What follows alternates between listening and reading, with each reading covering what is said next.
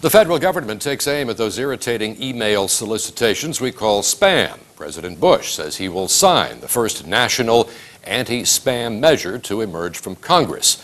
As encouraging as that may sound, there are those who do not think this bill will do the job. Phil Raymond is CEO of Marlborough, Massachusetts-based Vanquish, a company that says it has the answer to spam. Phil, thank you for coming by tonight. Thank you, R.D. Before we get to your solution here, what's wrong with the spam measure, anti-spam measure that emerged from Congress this week? There are several problems with it. If you look at it from the point of view of a recipient or the point of view of a sender, there are many problems. Number one, it's very, very easy for a sender to say you're getting this email because you or someone you know has requested it, and it's impossible to prove sender unfamiliarity. So you're going to drag someone to court and try and prove that they didn't have your permission to send something. Likewise, it's quite likely that the person sending you the spam is outside of your jurisdiction, even if it's the entire United States. Another country, in other words. That's right. And they're hiding behind fake addresses, fake IP addresses, which is the fingerprint or the internet signature of their address. Now, I've also read some accounts that suggest that to get rid, under this bill, that to get rid of the spam, you in essence have to accept it by pushing the reply button to send a message back. Which, of course, confirms to the sender that you have a real address and that you take the time to look at what the person is saying. So for the people who are spammers, the people that you're trying to eliminate from your inbox, they have a confirmed list of people who they know exists, and it's just an easier list to go after. All right, one other point here. The bill encourages the government to create a do not spam list, like the telemarketers do not call list, but the FTC apparently has some doubts about whether you can actually do that. I don't know about the doubts the FTC has. I do know that you're, again, creating another target for spammers. The people who are spamming you are not the ones who play by the rules.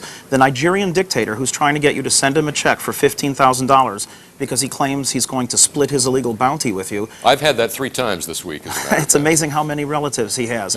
They don't care about a lawyer in California who might charge you $500 or a threat that they're going to put you in jail because you're already doing something illegal. All right, so what's the approach that Vanquish takes? What's the answer?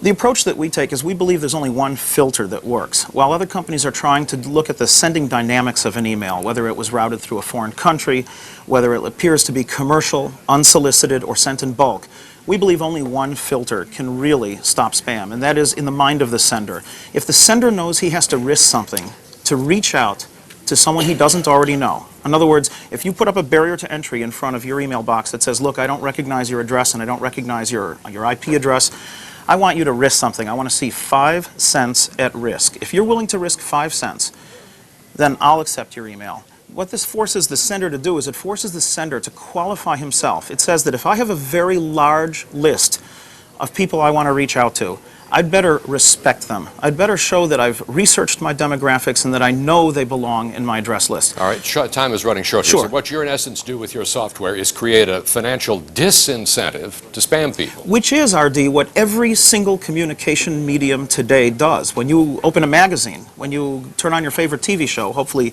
NECN, you're seeing commercials that appeal to the venue or the population that reads that magazine or watches that show because there's an expense involved. So you don't advertise spark plugs in Ladies' Home Journal, and you don't advertise leather shoes in Car and Driver. The problem, of course, is that these other venues have a barrier to entry, the pocketbook. We're trying to create a barrier to entry to spammers, but not to senders, just to people you don't want. All right, we will have to leave it at that. Check vanquish.com, however, to learn a little bit more about the software offered by Vanquish. And anyone there can get a free trial of our product. All right, our thanks this evening to Phil Raymond, CEO of the company. Thank you, R.D.